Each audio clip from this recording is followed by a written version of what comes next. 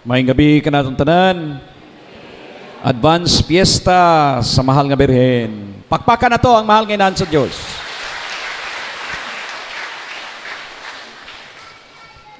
Niadtong naasahin pagkog kamotes.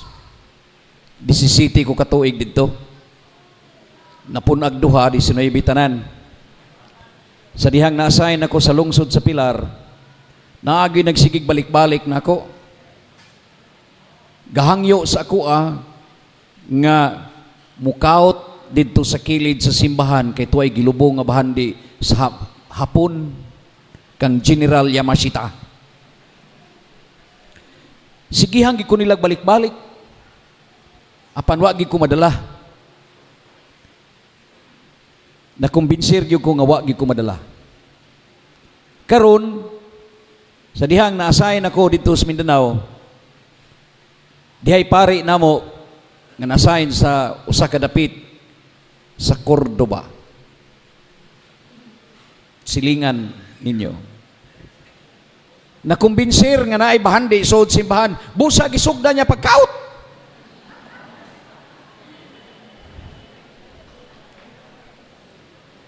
Unya kay nagkadisgusto man lagi. Nagkadisgusto sa bahinay. Wa pahikit ing bahandi, nagkadisgusto na. Madlaw, tabuna nila, og tabla. Naagit skilid sa altar. Tabunag tabla, sin. Didi makita sa mga tao. Giingon lang na nag-repair. Pero laob na kayo. Muto ka nga ang magtabon, ang magbilin og bahandi, laom kaayo ang kaut. Nagdali ko na. Busa laom na kay tanan nya magabiin nila buhaton ang pagkaot. Moto kay nagkadisgusto man na bulyaso. Karon na publish sa Sunstar ngang pari sa Cordoba nagkaot og bahandi. Nag-treasure hunting. Gipatawag ni Cardinal Vidal o gipahunong ang maong pagkaot. Mga igsoon, kada usa ka nato nangandoy nga makabaton og bahandi, mupusta tas loto, iyawat na lang, swertres, iyawat na lang, no? Di ba? Manugal man kayo ng uban. Karon online sabong, mingiyawat, bata pagaling, mga bata, sugal na magaling, Gcash lay gamiton. Nagpinatyanay na sila, kaya di man mamayad kung makabuno. Muna nga ang kasing-kasing sa tao, mao ginang puyanan sa bahandi. Nahibaw ba mo? Nga gigamit ni Jesus ang hulagway sa bahandi kasing-kasing og mata. Usara. Konektado. Kita dili man konektado ng atong mga bahandi. Ang atong kasing-kasing og mata daw dili man konektado, pero si Jesus nag-ingon nga ang bahandi, ang kasing-kasing ug mata, konektado. Sa unsang paagi sila konektado be? Nakabantay ba mo? How are they connected? Klaro kayo nga gipadayag ni Jesus nga niingon siya, hain gani ang atong bahandi, didto sab ang atong kasing-kasing.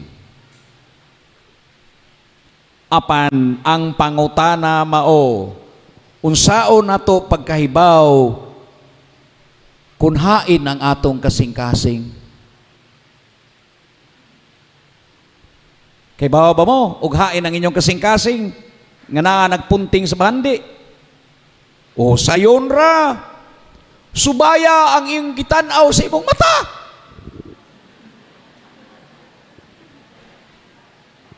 Unsa gani makita sa imong mata Magustuhan ganina, mupilit na sa imong kasing-kasing. Di ba konektado? The eyes are intimately connected to the heart. Mao bitaw dunay ginaingon, the eyes are the windows of the soul. Ang mata mao'y bintana sa imong kalag. Bantay ginang imong mata kay anak musod ang bahandi sa imuhang kasing-kasing. Nga nakaingon man ko niya na. Take for example, ang usa ka inahan. Dili gyud mahimuwag ang iyang mata sa iyang anak. Kabantay mo? Ang inahan kanunay gyud nagtan-aw sa iyang anak. Mausab si Maria kanunay nagtan-aw kanato. Munang di mahimuwag ang iyang mata nga nagtutok sa iyang anak. Di ba kamo mga nanay? Kung mawa ang inyong pananaw sa inyong anak, tua, napiang na. So a mother cannot ignore by looking away from the child. Dili giniebuwag sa iyang pananaw ang iyang anak. Therefore, ang iyang bahandi mao ang iyang anak. Kuha ninyo? Okay. Mao na, ang usa ka espirituhanon nga tao, a mystic person, usa ka espirituhanon nga tao, kung kanunay niyang masudong si Jesus sa iyang mga mata, sa santos nga Eucharistia, kung kanunay na niyang makita ang iyang kinabuhi, naasab ang iyang bahandi makaplagan kang Jesus. Busa, kung ang inyong kasing-kasing naglatagaw, kung ang inyong kasing-kasing dili nimo makaplagan ang kalinaw sud sa imong dughan, try to force looking at your eyes sa mga butang that really matters. Kung pananglitan, dili gyud magmalinaw ang inyong kasing-kasing. Pugsa ang inyong mga mata, pagtanaw sa mga butang nga bililhon, nga dili kawaton ni madunot, and you will discover the true treasure in your heart. The heart will follow automatically. Hain ganitong inyong bahandi, atua usab ang inyong kasing-kasing. Mauni ang gisulti ni Jesus kanato karon. Dili tungod kay importante ang bahandi ni Jesus. No. Kundili, ang mga bahandi nga naa nato, they are so important. Nga tungod niya na dili kita makakita sa tinuod nga bahandi nga tua gitagana kanato dito sa langit. Jesus is giving us a warning. Ang mga butang lumalabay, mulabay lang. Dili gid na mulungtad og dugay. Ang tanan nga makita sa atong mga mata, di gina mulungtad og dugay.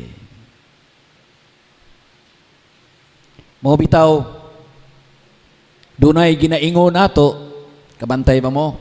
Wa gyud madaan nato sa laing kinabuhi. Kadungog mo na? Bisag unsa pa nimo ka bantugan sapian, daghan kag properties, daghan kag material nga kabuhong sa kinabuhi, makaingon ba ta Sa inig kamatay na sa tao, moingon ta, tanawag unsa na kadato, o wagi nadaan niya taon sa kinabuhi, laing kinabuhi. You cannot take out and bring out anything that belongs to the world. Pariho ra taglubngan, 6 feet below the ground. Kung dili manggaling pantiyon nga may sukod.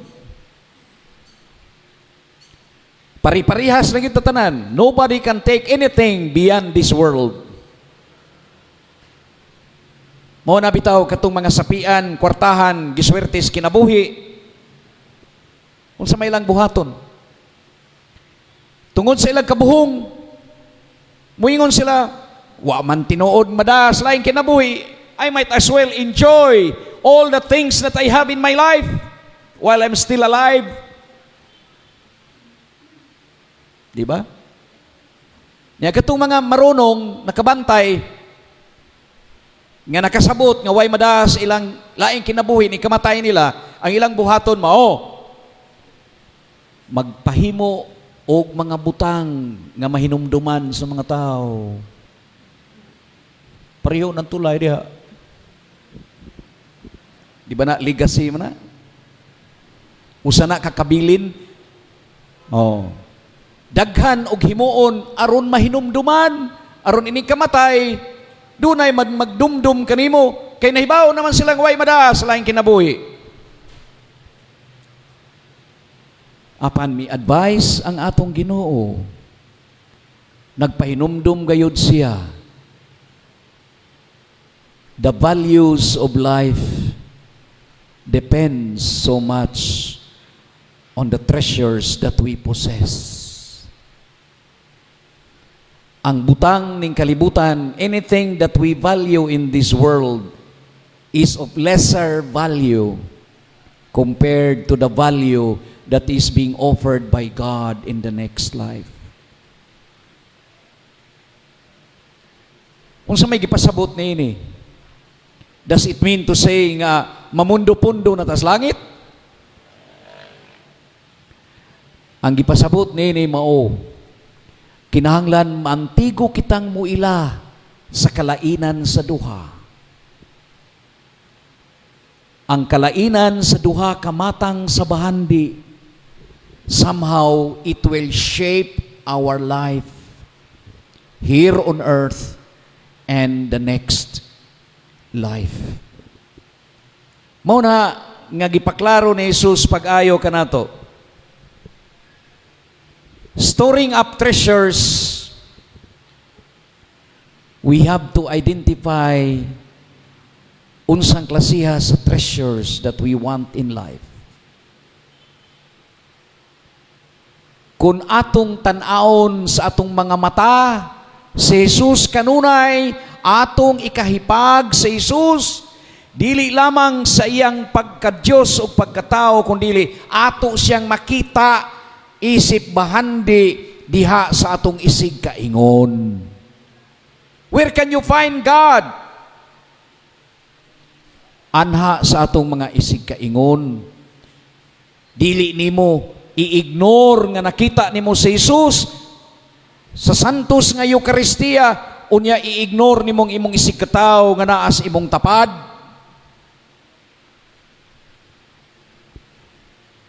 Kung tinuod ka nga nakakita sa bahandi ni Jesus, kay kanunay kang nagsimba, nganong dili manimo siya makita ug madawat sa imong kasing-kasing sa mga isig katawo nga nagkinahanglan nga tan-awon sa ilang kahimtang ug kalisod.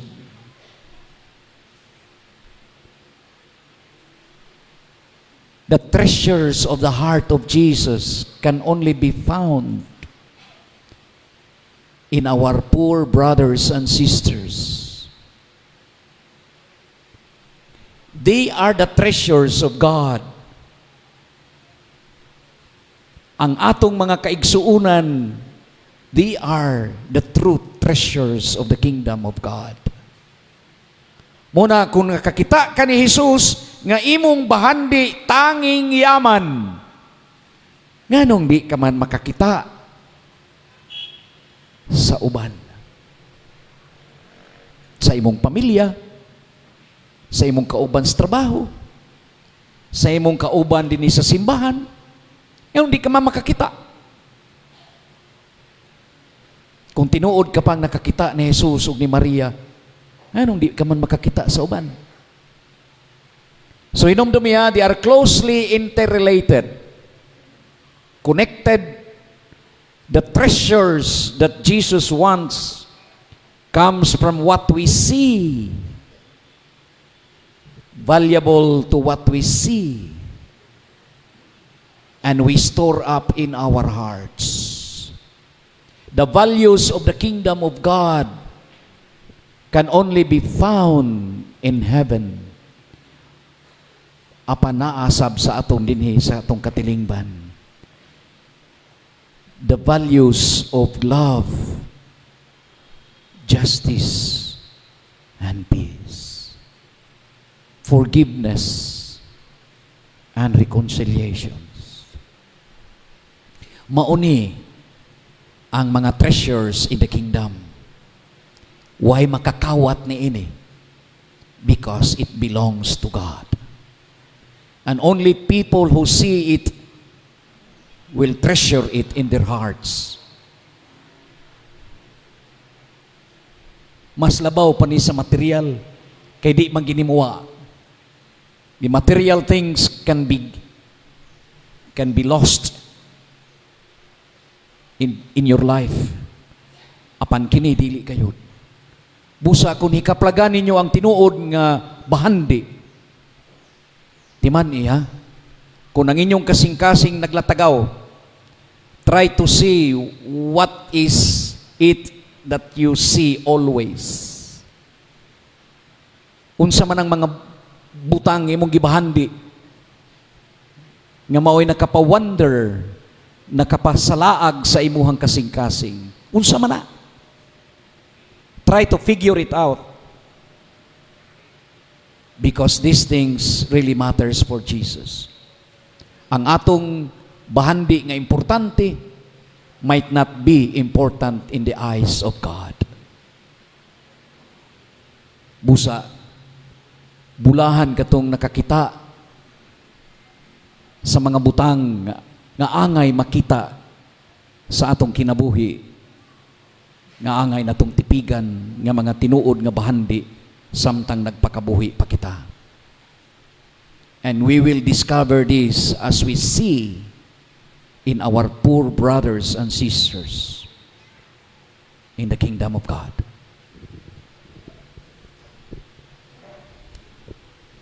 Manindog palihog. Pagampo sa katawhan, sa tibok natong kasing-kasing ug hunahuna, magampo kita ngadto sa tong langit tong amahan diya sa tong pag-ingon. Amahan, patalinghugi kami.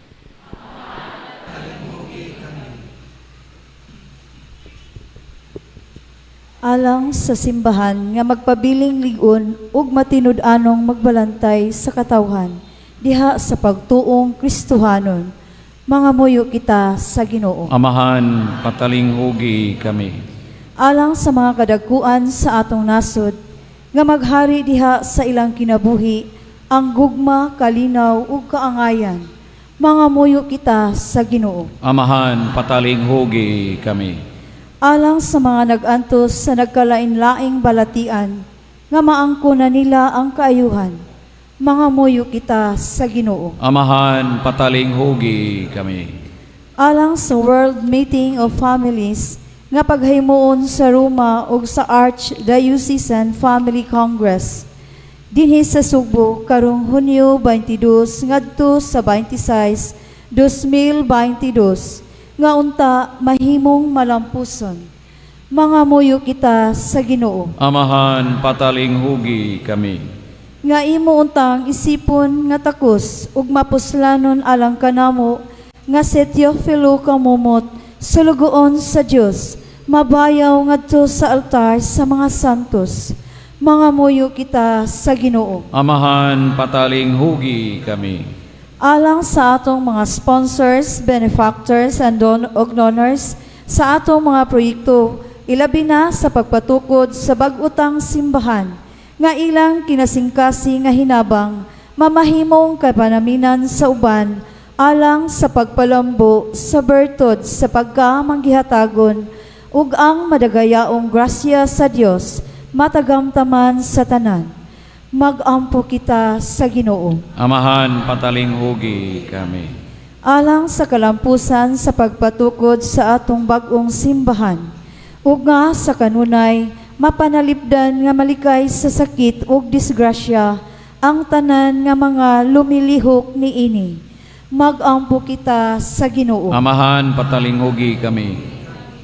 Alang sa mga mipanaw na sa laing kalibutan, nga ang kahingpitan ni Kristo ila ng maangkon, mga muyo kita sa Ginoo. Amahan, patalinghugi kami. Alang sa atong personal intentions, alang sa pagpangita sa tinuod nga bahandi sa atong kinabuhi.